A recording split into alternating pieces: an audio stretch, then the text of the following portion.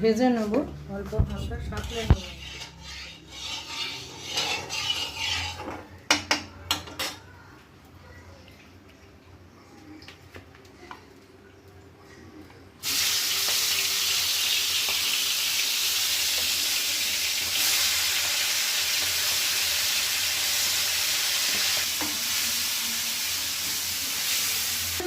এটা খালি হোক,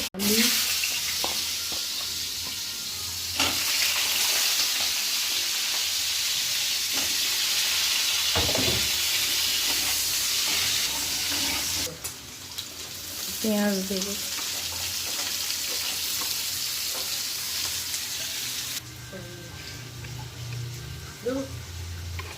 জিরে বাটা দিয়ে একটু, আর এখানে আছে আদা বাটা, আর এখানেও আদা আছে, এটা আগেরটা দেবো না। আর এখানে হবে রসুনটা একটু দেবো, মানে আমি রসুনের কোনো গন্ধ নেই সেরকম। গরম মশলা বাটা আছে, লাস্টে নামাবার আগে দেবো। এগুলো সব মশলা, তো দেখো ঝোলটা প্রায় ফুটে এসছে, এবারে মাছগুলো এখানে ছেড়ে দেবো। তো ঝোল রাখবো, কারণ আমি আজকে ডাল করিনি, ওইটা খারাপ লাগে না, ভালো লাগে রসা। প্রায় হয়ে এসছে, আলু টালু সব সেদ্ধ হয়ে গেছে, সুন্দর গন্ধ বেরিয়েছে একটা, করে দেখো ভালো লাগবে। টমেটো দেওয়া যায় এতে, আমি টমেটোটা খুব কম, টমেটো ছিল কিন্তু দিইনি, এমনি করেছি। এবার এর মধ্যে একটুখানি গরম মশলা বাটা দিয়ে দেবো, অল্প দেবো, বেশি না, চিংড়ির গন্ধটা নষ্ট হয়ে যাবে। জাস্ট করে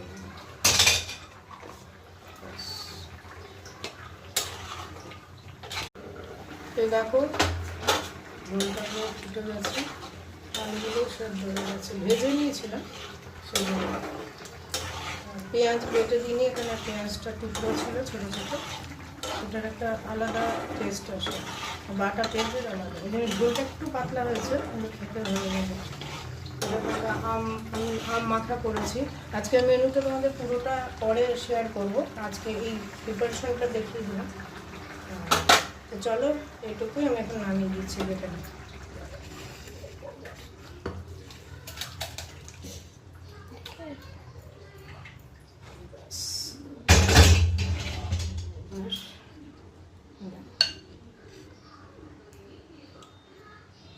চলো ভালো পরে